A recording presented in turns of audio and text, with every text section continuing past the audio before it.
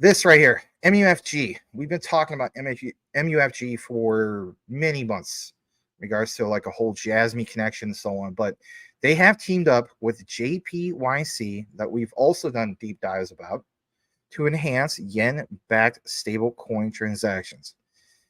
We're not even into the new year and all this is being measured. I pointed out numerous times, watch out, don't give in to the FUD. Watch out for 2024 because when we get to the point where we have Japanese yen denominated stable coins and we do these pairings, whether it's like the unbanning of Circle, which recently happened, or something like this, that is big for Jasmy because it creates more volume. So the saying goes, when you're able to pair up things with your beloved asset, you are able to create more volume because you give more people access. And when you give people more access, it's just a beautiful thing. Now, this particular one from investing.com was reported earlier today. And if anything, we'll jump into this. So, Mitsubishi UFJ Financial Group, one of Japan's premier financial institutions, of course, entered into a partnership with JPYC.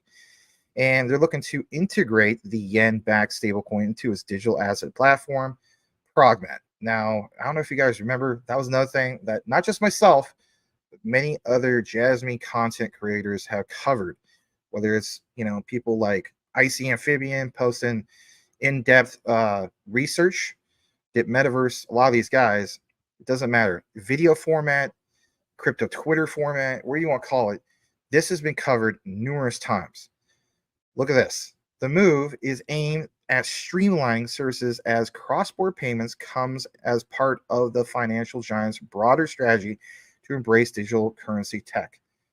Yes, we are talking once again about the whole concept of the big elephant in the room that nobody wants to take serious, and that is Jasmy for cross-border payments. I know it sounds nuts.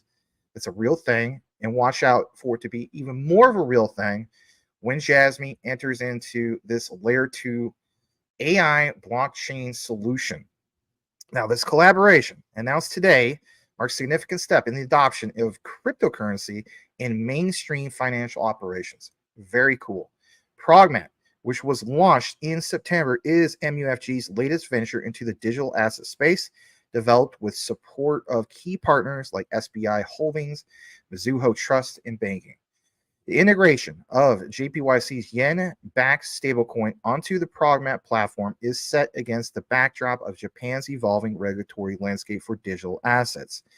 Under new regulations, however, JPYC's is basically going to prepare to issue a funds transfer stablecoin through Progmat while also transitioning to a trust-type stablecoin without transaction limits. And that is absolutely huge. It's crucial, and it couldn't be better timing, especially with in line of everything that's coming up here within the next few months. The Bitcoin halving, spot ETFs, you name it. Look at this for a second. It says this has got Envision MUFG as a custodian bank holding the stable-coin reserves. Now, I'm not going to mention who this guy is. He knows who he is. He made a post basically saying, how does this affect the Jasmy token? If you're not going to watch the content, well, then tough luck. But let me just state this real quick. If you don't understand how this positions Jasmy, you haven't done more of your own research that we've been talking about for the longest time in regards to this. This is an enabler. This is going to be big for the likes of Jasmy, simply because of the connections that they have. And if you may be wondering, how so? Well, let's fast track you to what we have. And of course, let's take you straight to Mr. Team Lambo, and then we'll also show you some Jasmy AI, a lot of people from the Jasmy community. So look at this for a second. From Team Lambo, he says, after Jasmy announced a partnership with APX, of course, Dip Metaverse, as we know, is a Jasmy ambassador, right? He went over to Japan, actually met Hara, and basically, Dip Metaverse posted this about his recent interaction with Hara, of course, on Twitter. And we covered this yet many times in the past about APX. It wasn't a nothing burger. And look what it says. In honor of the recent post from Hara about APX and Jasmy creating stable coins. Yes, stable coins. Have we got your attention with this? Because again, some people think that this doesn't affect the Jasmy token. You better believe it affects the Jasmy token if you understand the dynamics of how all this is connected. So in honor of the recent post from Hara about APX and Jasmy creating stablecoins, Hara told me that Jasmy also hopes to enter the Korean and Hong Kong stablecoin markets. Remember we talked about it's not just Japan, it is the whole concept of like Southeast Asia and so on, or that region, the Far East. So I want to show this. Again, Hara posted this and so on. And, getting into it, it's just like it says, we will launch this is the quote, we will launch a full-scale stablecoin business as a third-party prepaid payment method utilizing blockchain with APX. That's big. By utilizing blockchain, we will be able to possibly, or excuse me, it will be possible to dramatically reduce cost while ensuring security and to aim for new marketing effects through the use of data. I mean, you don't think that sounds bullish? Now, yeah, some people have stated like the last few days, how come Jasmy's not moving with the rest of the market? It doesn't work that way. But as of lately, I am at my own personal all-time highs for my bag. And a lot of you guys have seen, Jasmy's doing pretty decent, right? Nothing to really complain as far as that goes for the most part. I'll show you just a little bit more about this because I do think it's a big deal. And basically, let's see here. Pull this up from Dip. Here's in regards to his 5th update because, he went and saw Mr. Harson. He says this is his conversation in regards to his time when he visited Jasmy management office in Japan. In honor, a recent post from Hara, like we mentioned, they hope to enter in the Korean and Hong Kong stablecoin markets. That's big, right? Like I mentioned, that is absolutely big. That's where I point out. But even if they weren't entering it, Japan itself is absolutely massive. We know the GDP power rankings when it comes to Japan. You say what you want. This little island country produces a crazy amount of gross domestic product annually. And so this in itself is a big deal, even without South Korea and Hong Kong. There's a report in regards to the sales of the secure PC. Of course, we want to see this a lot bigger and so on, but we'll get there. 4,000 units sold in Japan, 20,000 sold elsewhere. For instance, Dip mentioned Dip quoting Hara mentioned relationships with Sony, Transcosmos for, of course, secure PCs. And there's another 1,000 to 2,000 orders in the pipeline for companies. India is going to be a big focus of secure PC Avita. Yeah, no kidding. Why is that? Because you got to keep in mind, it's Bajit. It's that plug. By the way, if you haven't seen, well, of course you haven't seen it, unless you saw the live show. So after tonight's show, a live recorded video, that doesn't even make sense, a live recorded video, a chopped up from the live, talks about ISO 56002. Now, some people are going to say, here's Max again trying to do this whole thing of ISO. Say what you want. It's not nothing, burger. All right. So we talked about the whole thing of ISO TC 307. Why don't you hear me out real quick on this? I know it kind of seems like I'm all over the place, but I'm not. So my thing is this. Dip mentioned to me, of course, that, Hara is not aware of quant. It doesn't matter if Hara is aware of quant. Even putting that aside, I want you guys to understand this. JIN, J-I-N, okay? Japan Innovation Network is what? ISO 56002, which is a particular standard that is pretty darn impressive, to say the least. And of course, I put in a request that Binance needs to take us out of the innovation zone because this standard highlights innovation. So there's that. My point is, you have the top dog from Jasmy, which is Kunitake Ando, already recognizes ISO standards. That just seals the deal as far as I'm concerned. And of course, I want you guys to see this a little bit later. But a little bit more about this. Sato and Hagawara traveled to the west coast of the U.S. earlier this year and met with D-Store. They are a DAO-based e-commerce community in San Francisco.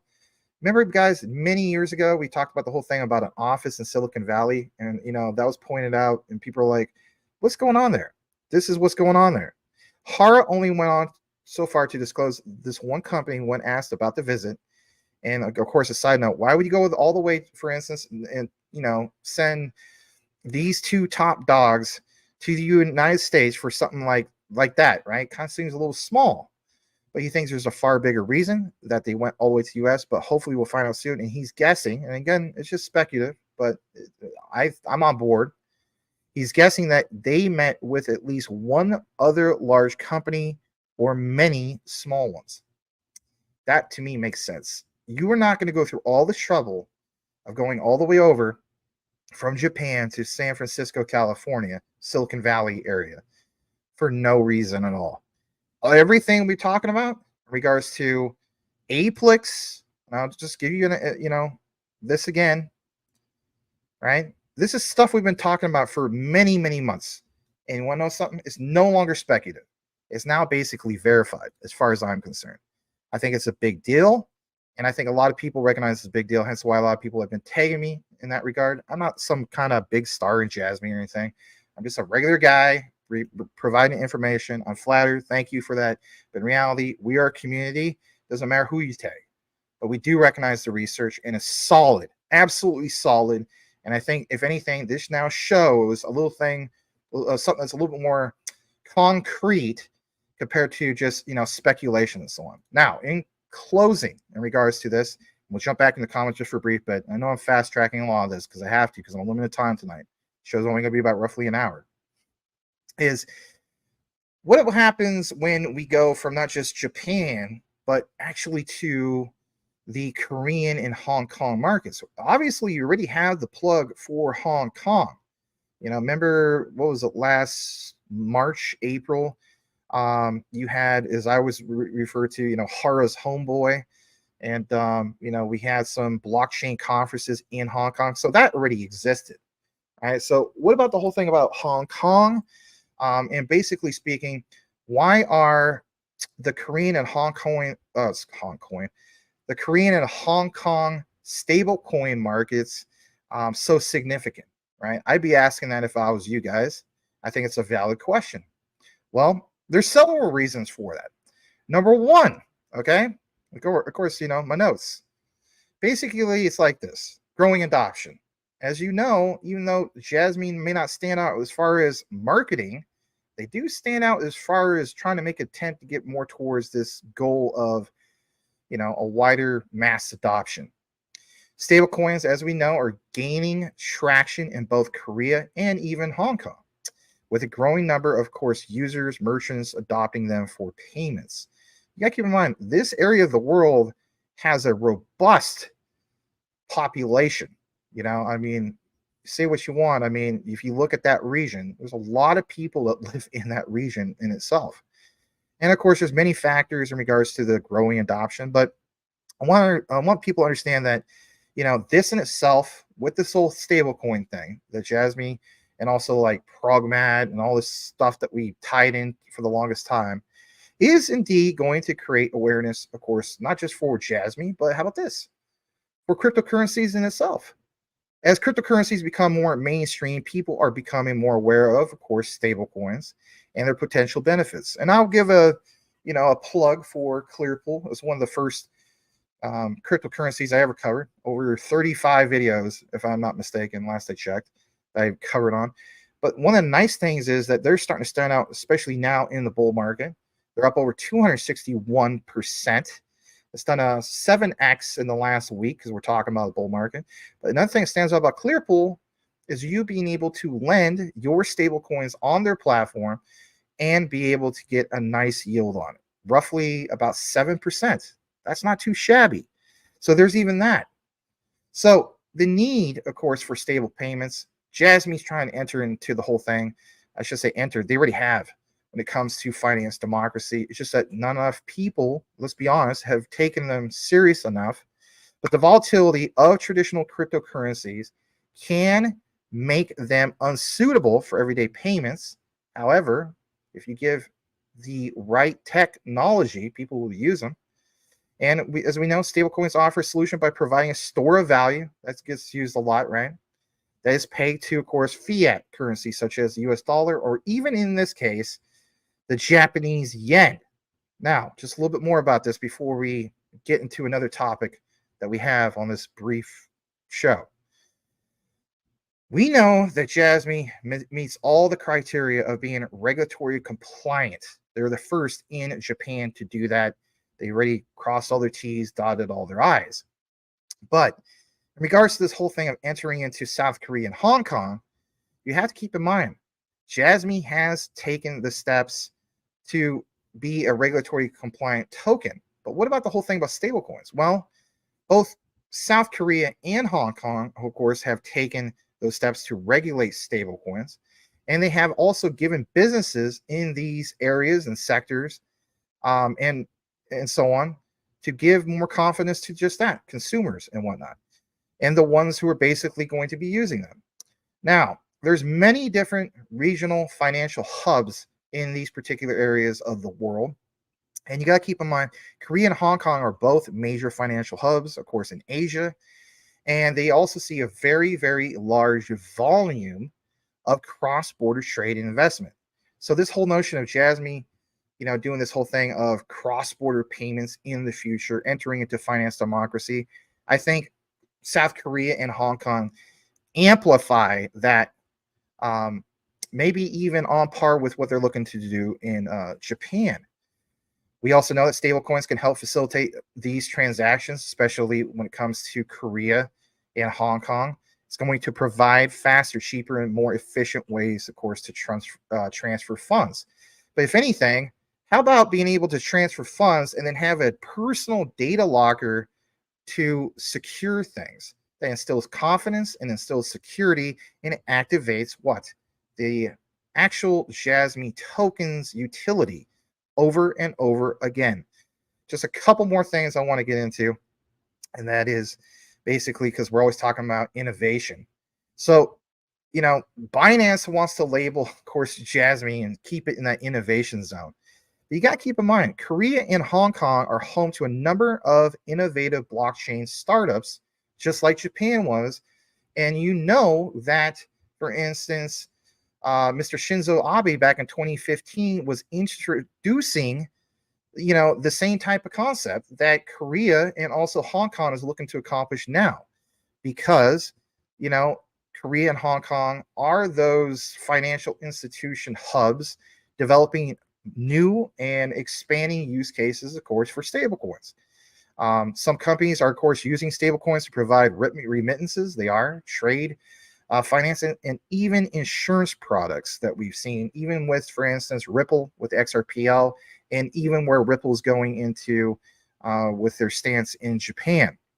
Now, how does this create a particular quote unquote challenge to the US dollar dominance? Now, we always cover this when it comes to like BRICS and so on. Well, what about this? Well, that's a good question. The widespread adoption of course, stablecoins in Korea and also Hong Kong could also pose a challenge to the dominance of the US dollar in the region. This is because, for instance, stablecoins offer a more convenient and efficient way to settle payments between, of course, Asian countries. It's not just Japan doing it my way or the highway. And this is, of course, without the need to go through the US dollar system. Some people are, of course, worried about that and so on, but it's sad to say, what's this create in regards for crypto? It means more supply and demand. All right, in closing, I want people to understand that we're all going to pay attention to what's going on, not only with Japan, for Jasmy and so on, but this next thing is going to create even that much more volume. Now, Jasmy has been moving, right? Might not be parabolic yet, but again, guys, when we count the whole bigger picture, Internet of Things, finance democracy, and even what they're looking to do with AI, I think for all of us that have weathered the storm of crypto winter, it's just like, as the saying goes, when moon.